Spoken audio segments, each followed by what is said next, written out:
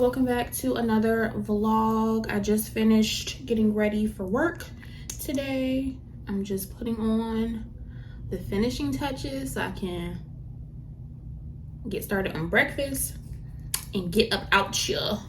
Basic black on black for today. Nothing special, just a regular day. But I wanted to go ahead and start another vlog. So let's go ahead and fix breakfast so I can head out the door and get ready for work.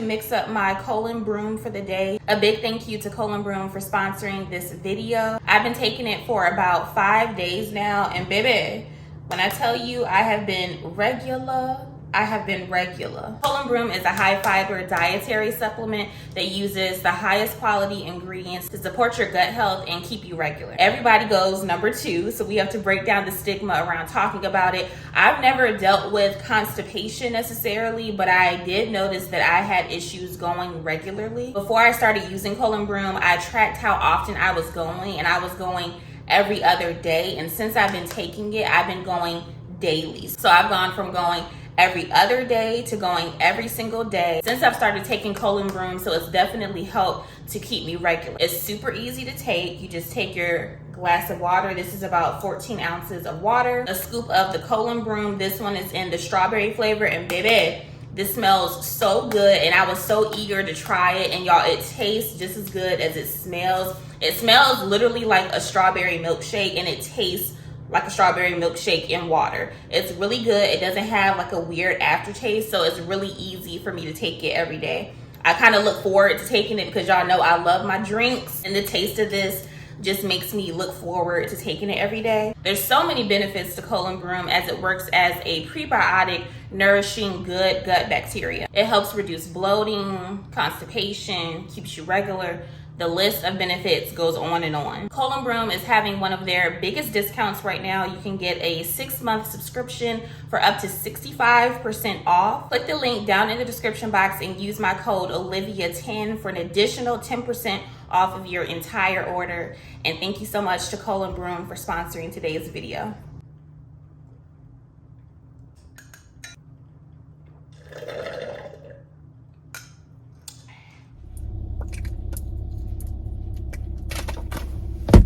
I don't know why I put my lip on before I eat breakfast because I always end up taking it off and having to reapply. But y'all, it is so beautiful out today. It's a little humid, but it's still really nice out today. Okay, so while I'm driving to work, let's get into a little bit of tea. So the last video I have not posted yet, like in real time, I have not posted. That's going up tomorrow. So I haven't seen any of y'all's specific questions about my old job, but tomorrow I'll be able to answer some of those questions in this video. But I'm just going to generally tell y'all why I left my old job and why I will not be going back to my old job. So y'all know my old job is where the 9-to-5 work vlog started.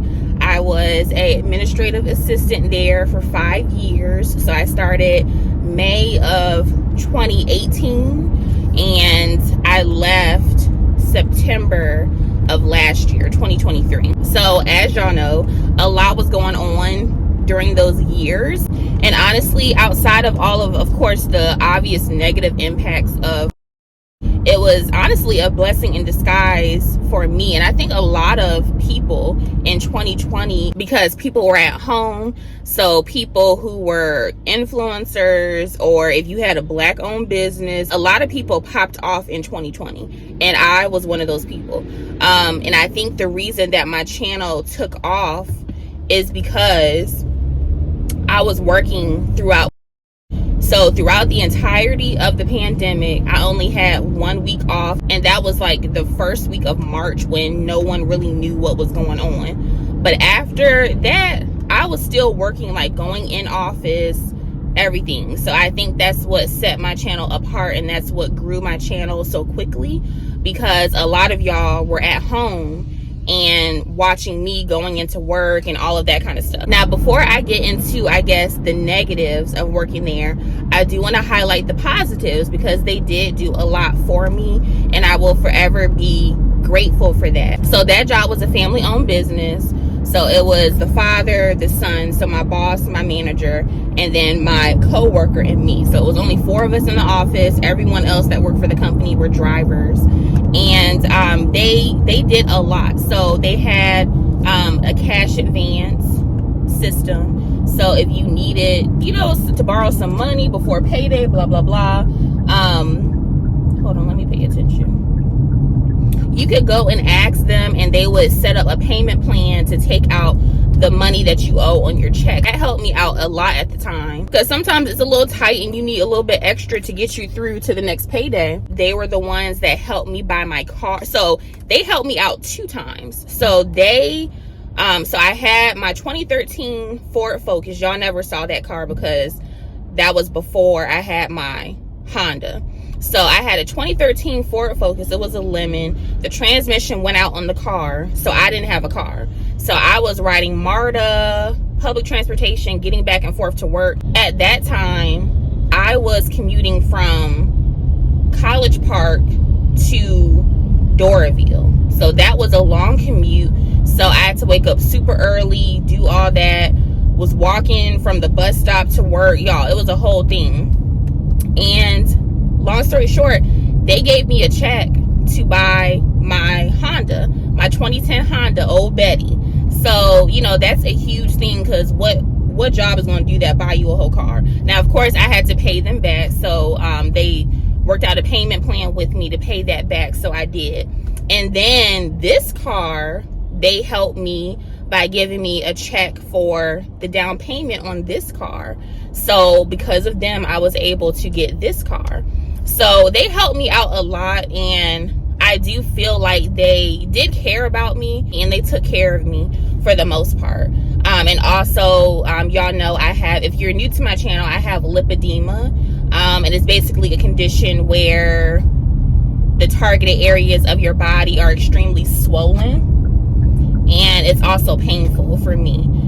So I struggle with lipedema, and they knew that. I talked to them about it, and I asked them if they would be willing to help me pay for my surgery, and they were willing to help me pay for my surgery as well, but we didn't get to that point. So I did want to highlight that, because, you know, they did take care of me in that respect, and I will always respect and appreciate them for that. But y'all, like, I would say the last year and a half there, it was just too much for me. At that time, that's when a lot of the prices for food, gas, all of that was going up. What they were paying me, it was a struggle to keep it together. So one of the main issues was just how much I was getting paid, and how much I was getting paid in relation to how hard I was working. So they hired somebody new. So I was training that person, y'all. I was holding the office down. And in the midst of all of these transitions, they were still going on like 2-week vacations. So I didn't have any support, and I was doing all of my work plus a whole nother person's work. And it was very overwhelming. And I remember one day specifically, it was so bad. It was so bad to the point that I came home with heavy chest pain. Like, my chest was so heavy. because I was so stressed out trying to hold it down, trying to do everything myself, and they didn't recognize that. Because my thing is this: I don't mind doing the work if y'all are compensating me, but they weren't compensating me. During the training process, y'all, they were like, I want you to train her, do all this, and there was no discussion of a pay increase or anything like that, or some kind of bonus check, nothing.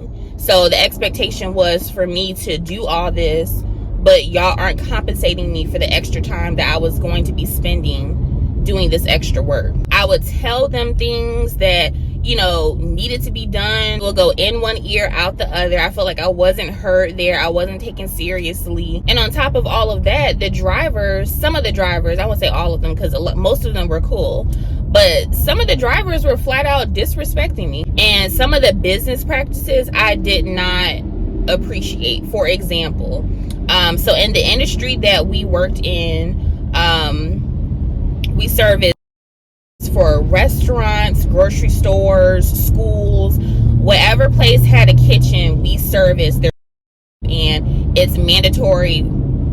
Truck, you a little close. And it's mandatory for them to have their service per the county.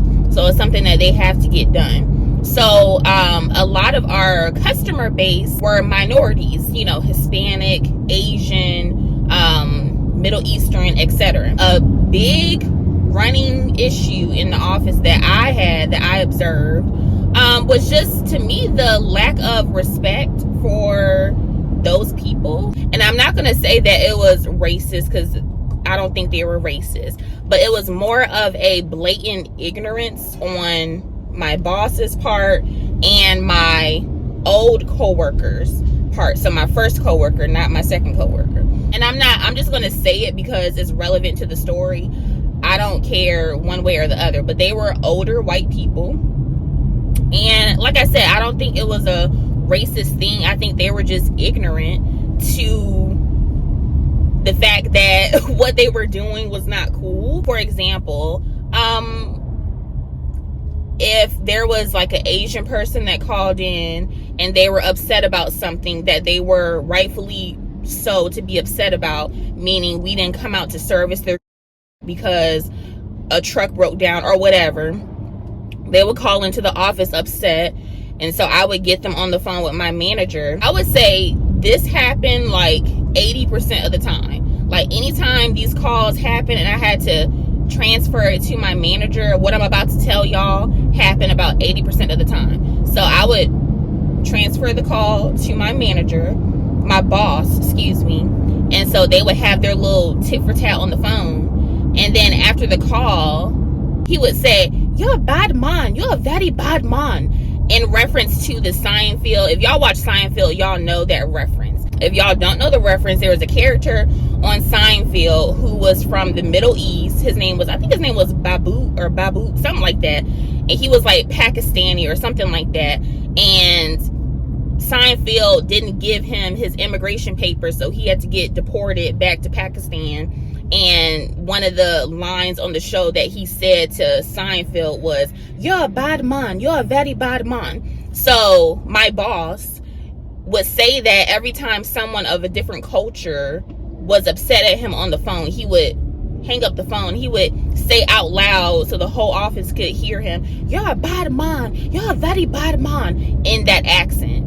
So it was just like, bruh, like that's not appropriate.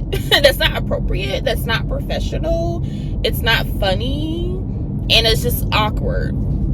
Because if someone that, you know, you could tell on the phone is American called in and y'all had a tit for tat, that wasn't said. So stuff like that made me side eye him, like, bruh, like what is going on here? And then also going back to business practices, they would tell me to basically lie to the customers, y'all. Like if the customer called in and was like, "Hey, you know, will you guys be out on such and such day?" They always had some issues going on with the schedule. So they would tell me to just tell the customer, yeah, just tell them we'll be there on this day, even though we're not going to be there on that day. So the customer is anticipating that they'll be serviced at this date, this time, but it's not a guaranteed thing on our end. I really didn't like this business practice because, you know, you have owners of restaurants and all of that either sending someone to the restaurant to open up for us, or them wasting their time being at the restaurant waiting on us to be there because we told them that they would be there and we have no intention of coming to service. So that caused a lot of upset customers. So yeah, that was definitely an issue. Like, we had some crazy customers, but I would say the majority of the upset customers that we had was because of the bad business practices.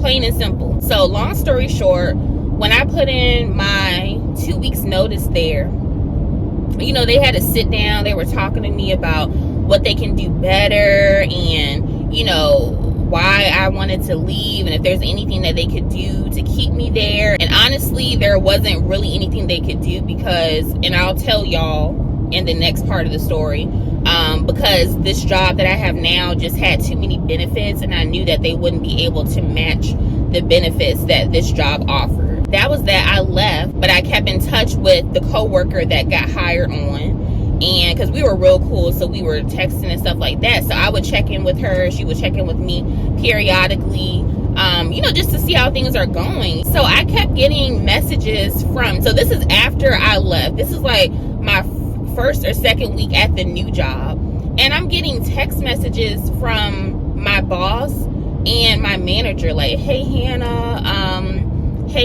hope all is well, just checking in with you, just to let you know, like, if you ever want to come back, there's a place for you.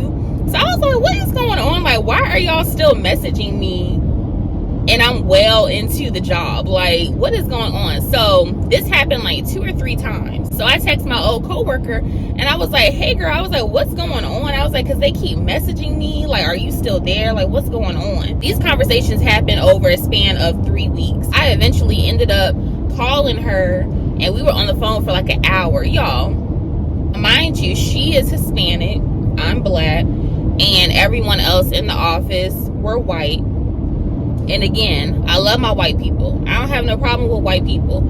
I'm just bringing this up because it's relevant to what I'm trying to tell y'all.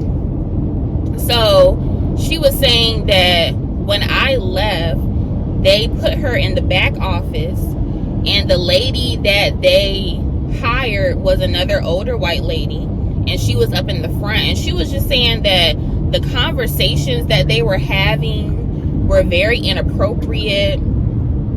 She said that the older white lady that got hired on, every time an Asian person would get on the phone and she would end the call, she would do some kind of like yang yang yang yang yang yang at the end of the call, like some kind of inflection of her voice to mimic an Asian person. She would do that every time she ended the call with the Asian person. She would end the call and then say yang yang yang yang yang yang yang.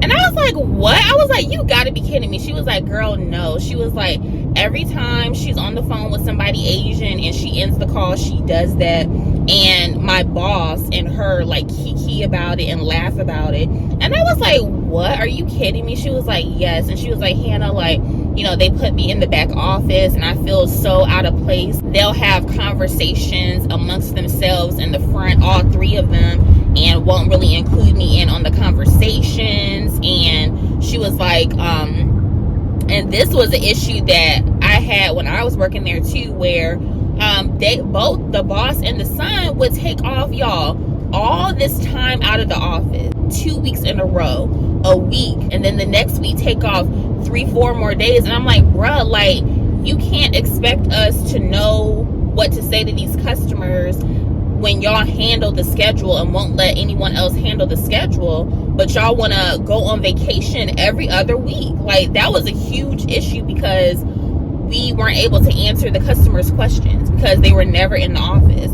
And the son, he was never in the office. He would take like 4-hour lunch breaks, y'all. It was crazy. And so she was saying that that got even worse after I left. So she was basically saying like she had to help train the lady. She didn't really know what she was doing, but they were still taking off all this time out of the office, and it just got really chaotic. to the point where she was, because she struggled with a lot of anxiety and stuff like that, and she was saying that she was having like more panic attacks, and it was just really crazy. I was like, oh my gosh. So she ended up leaving. So yeah, no, I will not be going back to my old job. Like I said, good people, but they had their issues. They definitely had their issues. And like I said, I don't, even now, even after hearing all that, I don't feel like they're racist or anything like that. I think it's just pure ignorance. They need to educate themselves, not only on a cultural level, but they need to educate themselves on how to act professionally in an office setting. I don't care if it's a family-owned business or not. That's not how you conduct yourself as a manager, as a owner of a company. That's not how you conduct yourself. So yeah, I will not be going back to my old job. Like I said, on top of all that, the pay was trash. Like, the pay was absolute trash for the amount of work that I was doing. So yeah, that's in a nutshell, like, some of the things that were going on. Later on in the vlog, I'll tell you about my coworker there and the situations with the drivers, because that was a whole nother story. But let me go ahead and get into work, y'all. I'm running late because there was so much traffic this morning.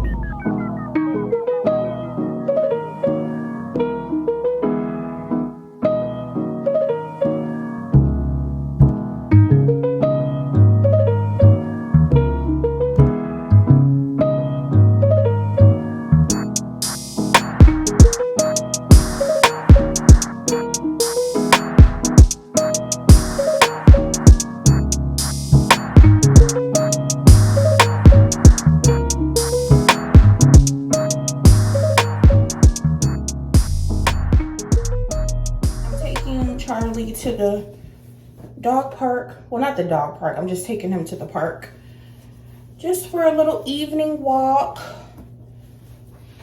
Get our steps in.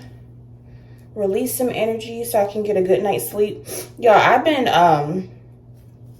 like I said, I'm feeling better, but I still have a really bad cough.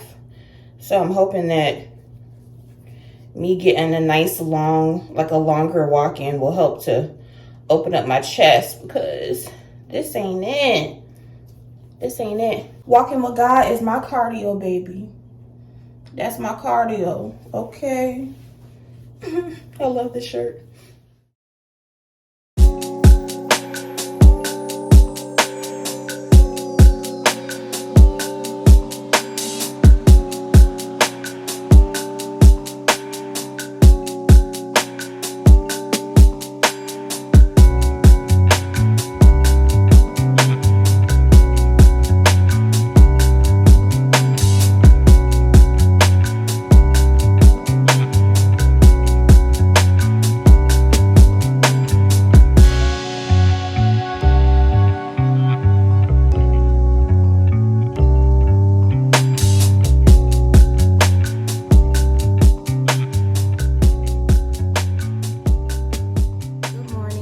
Today is a work from home day. I'm just responding to some emails, processing invoices, and just continuing to keep my inbox clean.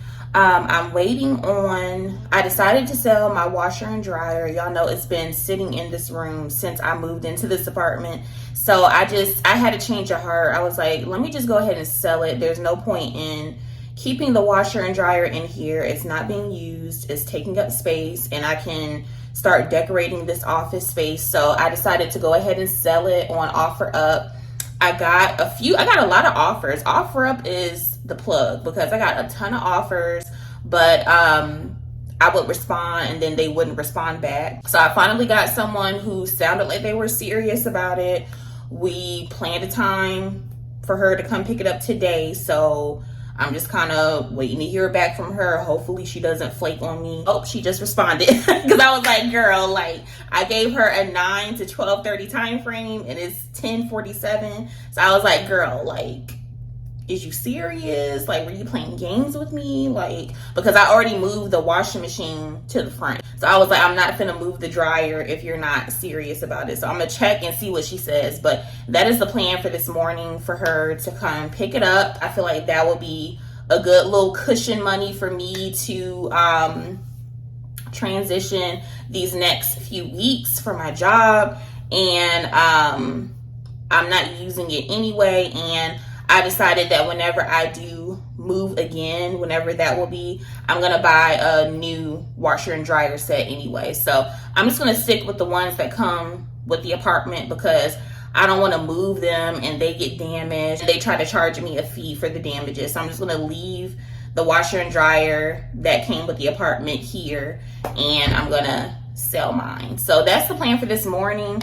I'm waiting for her to get here because I want me a coffee from Dunkin'. So as soon as this whole process is over, or I hear back from her, I'm gonna get myself together for the day and get me a coffee from Dunkin' because I'm craving a coffee. So y'all,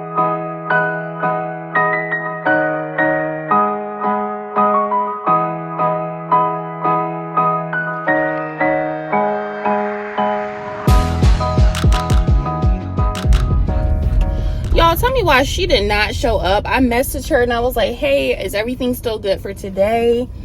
Just checking in, because at that point it was almost 11 o'clock. Y'all, she says no, ... Long story short, she didn't need my washer dryer because she was able to get hers fixed.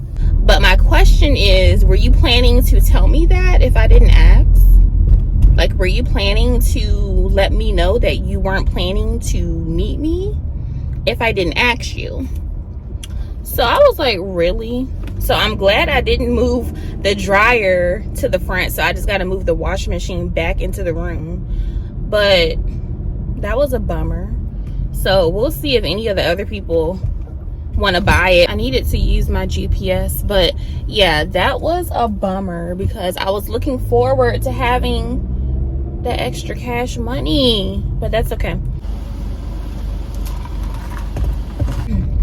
I'm just taking a quick break from working from home since my schedule is light. But y'all, let me tell y'all what happened. So if you watched the last vlog, y'all know what we talked about. If you haven't watched it, go watch it.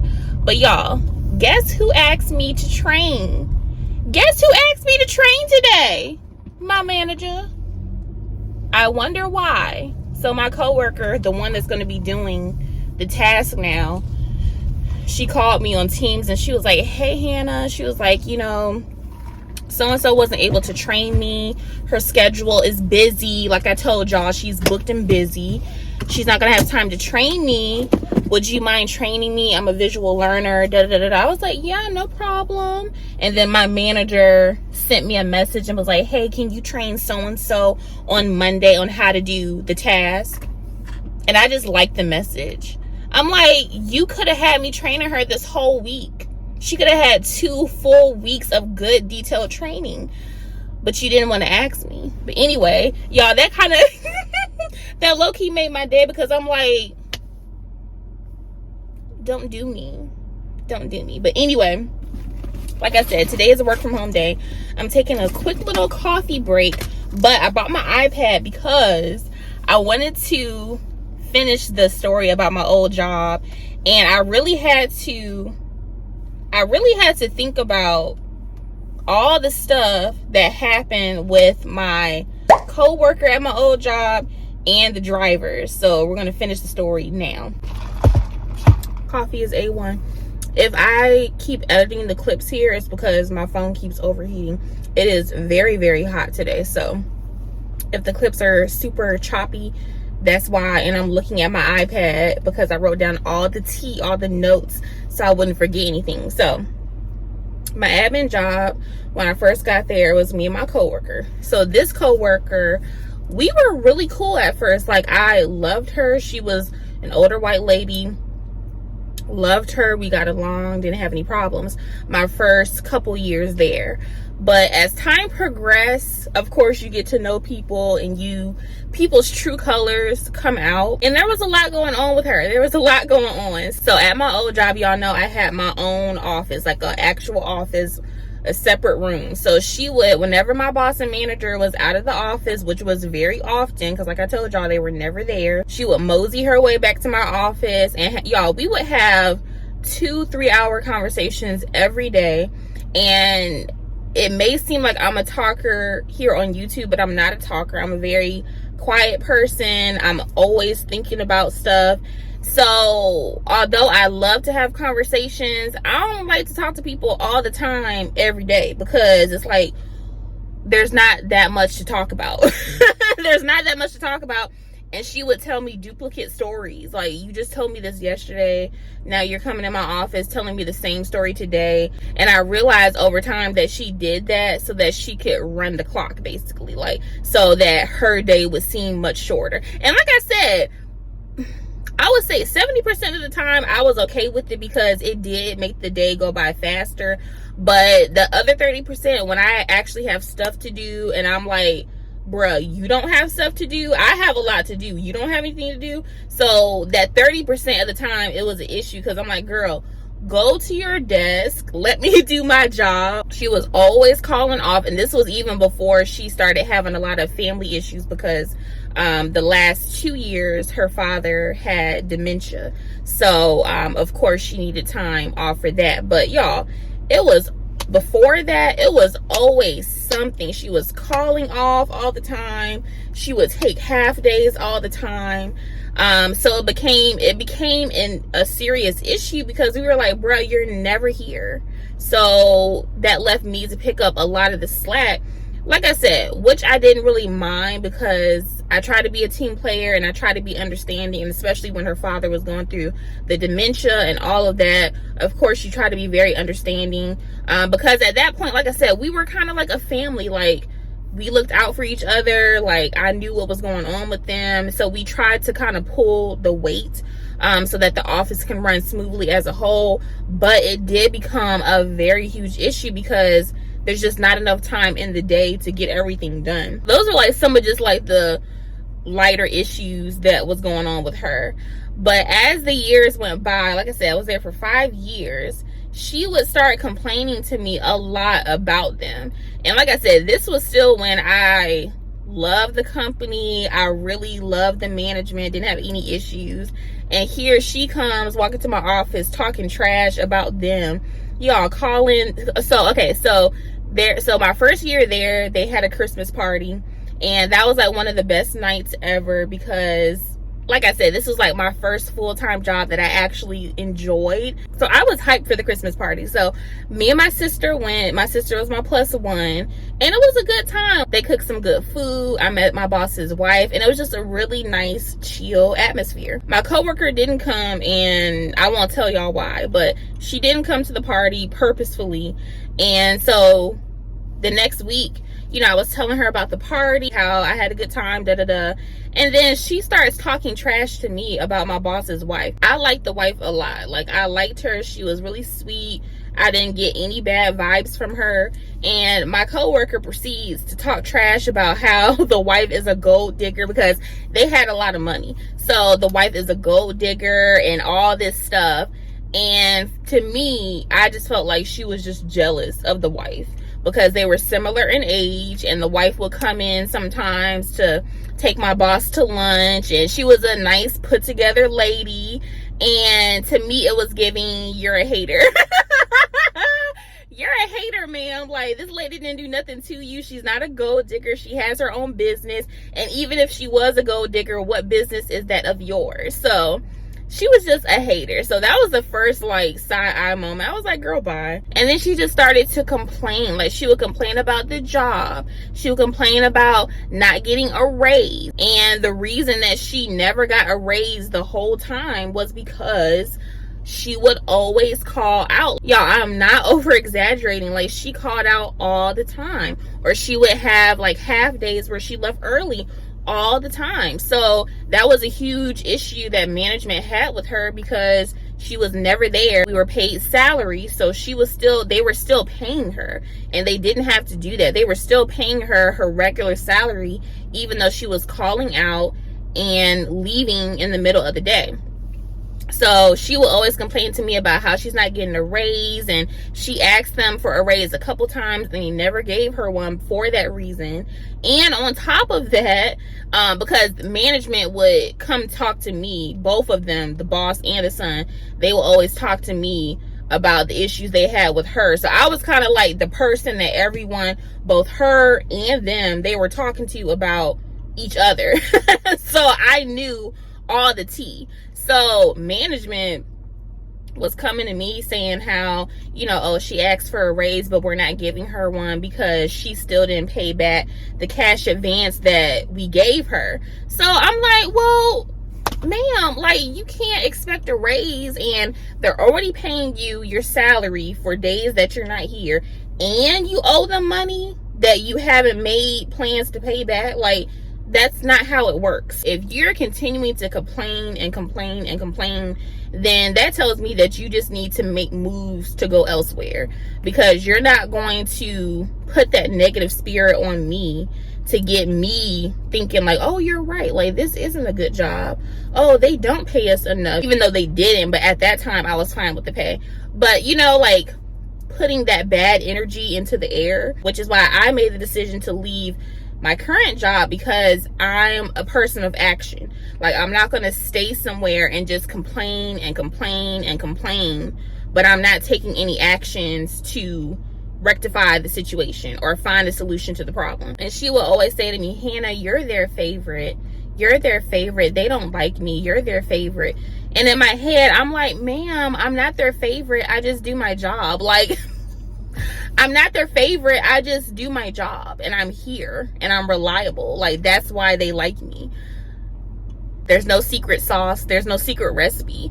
If you did your job, they would like you too, because she was a very likable person. She had a great personality, but she just wasn't a good worker. But there were a few things that caused our personal relationship to deteriorate to the point where I didn't really want to have anything to do with her. Like I said, I'm gonna say it again. I love my white people. I love my white people. I don't have any problems with white people. I wish I had some white friends, but I just don't. I see my white people in the comments. Love y'all. But like I said, I'm just telling the story so that y'all can, I guess, understand where I'm coming from as far as the issues that I had with her. I liked her, didn't have any problems. We had a great relationship. I made her a Christmas basket, and she did a lot for me too.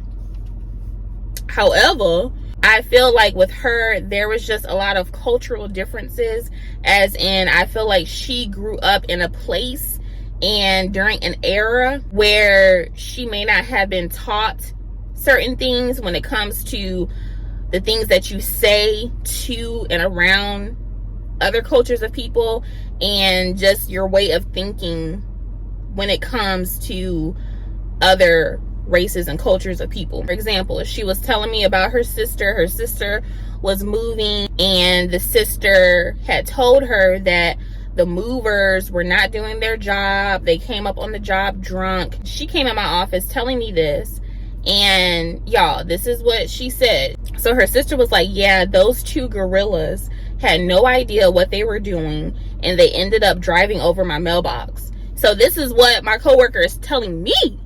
So I'm sitting there and I'm like, ma'am, like, do you not see me? Do you not see me? And I stayed calm in that moment, because I try to be, especially in professional settings, I try to be like a analytical thinker, right? Like, I'm not going to get loud with you, argue with you, or anything like that in the work setting, because that's not me. That's not, my camera overheated, but yeah, that's just not who I am. So I stayed calm, and I was just looking at her, because I'm like, ma'am, like, is that what you refer to black people as, like, in your personal time? Like, whoa. So that was that. Then there was another instance where she was catching me up on her daughters, and we were just talking about family and her children. We were talking about something about how she raised her children back in the day, like when her children were teenagers, something like that. And she was like, my dad, so her father, she was like, my dad would not approve if one of those girls brought back home a black guy. And I was just like, my thing is this: if that's how you and your family operate, fine. There's plenty of cultures out there who believe the same thing. They don't believe in interracial dating, all of that, fine. But I'm not going to sit up there and say that, like, if I was talking about an Asian person or if I was talking about a white person, I'm not going to sit up there and say that to another white person like that. Ma'am, she had no awareness of who she was talking to, nor did she care. So stuff like that really caused me to look at her in a different light, because I'm like, time and time and again, you're saying stuff about me, I'm black, and although you don't treat me any kind of way, you know, it's like, outside of work, if I were to be walking down the street, like, how would you view me? You know what I'm saying? Like, what do you really think about me? She had told all of us a story about how she was at a bar when she first met her husband. They went to a bar and she was drunk off her butt, and there was a little person that was, for whatever reason, running in the bar. So the little person was running towards her, and she looked at her and she was like, "You want to fight? You want to fight?" And so the husband had to grab her and keep her from fighting the little woman that was running towards her. So she was telling us that ever since then, she has a phobia or some kind of trauma when it comes to seeing little people. But she didn't use the term little person. She used the M-word term. And I never found that funny. And it was like an ongoing thing between her and my boss. Like, if the door opened and it was a short person that came in the door, she would get paranoid because she couldn't see who it was, because there was like a tall desk. Counter was taller than what she could see, you know what I'm saying? So she couldn't see over the counter. So if it was a short person that came in every blue moon, because like I said, we never got customers that came in the office, she would get paranoid because she would think it was a little person. And then the one time where the dog came in the office, she thought it was a little person that came in the office. I feel, if y'all don't know what I'm talking about, go back and watch the video. It was one time where a dog came in the office and she thought it was a little person, and that was just like an ongoing thing that somewhat offended me, because I don't know if little people are considered like disabled.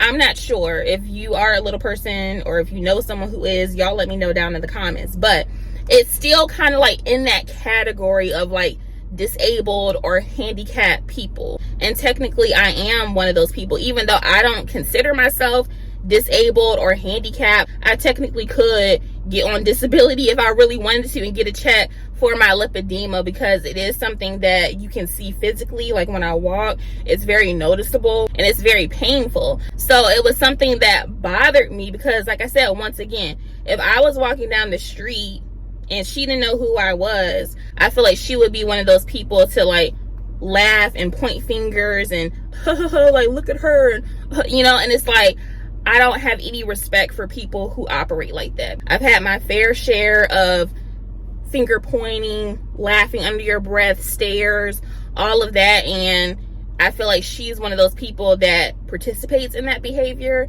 and I have no tolerance for people who do that to other people. So quite honestly, like the last 2 years, all of that, the combination of all of that stuff is what kind of broke down our relationship and made me lose a lot of respect for her, because over time her true colors came out, and there was no place in my life for someone like her. So all of the conversations thereafter were strictly work.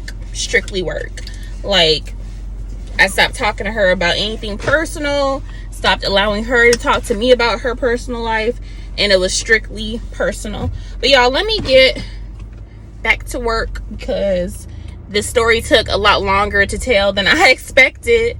Y'all, I didn't finish my coffee. That's how long the story was, because my phone kept overheating, so I had to keep taking breaks in between. So I'll tell y'all either later in this vlog or in the next vlog about the driver stories. Y'all, a whole nother set of stories, but I did want to make sure to touch on that, because I know I talked about her a lot when I worked at that job. But let me get back home to log in. I'm tempted to get something to eat, but I'm not gonna do it because I have food at home. I'm gonna fix this chicken and rice situation later on this evening. So I'm gonna try to hold out till then. That's the thing about the coffee. Coffee really fills me up. Like once I have my coffee, I'm pretty full for a few hours. So I think I can last until later on this evening.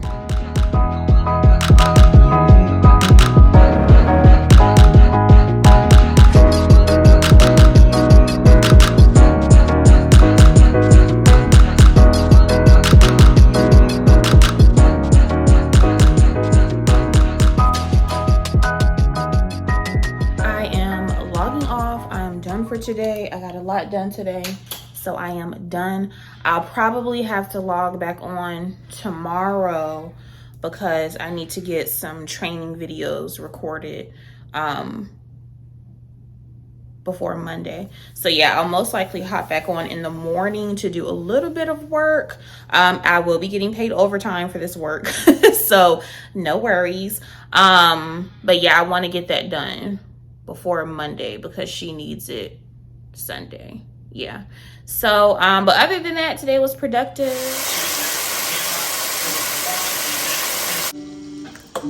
To move across the country. When Spence went to, because I just wanted to do it once, and I think you love me unconditionally.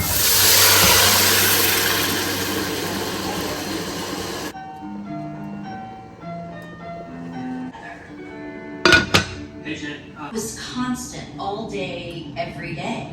He had long-term affairs with. I got this text message. Well, and I think most of the time, it probably was. I did not have the opportunity to meet with Spencer and talk with Spencer. Well, personality style, we can speculate, falls in this sort of narcissistic space, but the danger of any kind of... I'm ending the vlog here, y'all. I am exhausted. Dinner was delicious. I'll link the recipe that I followed in the description box. I love you guys so much. Again, leave me any questions you guys have about work life, all of that, so we can go over everything, because once I talk about it, that's it.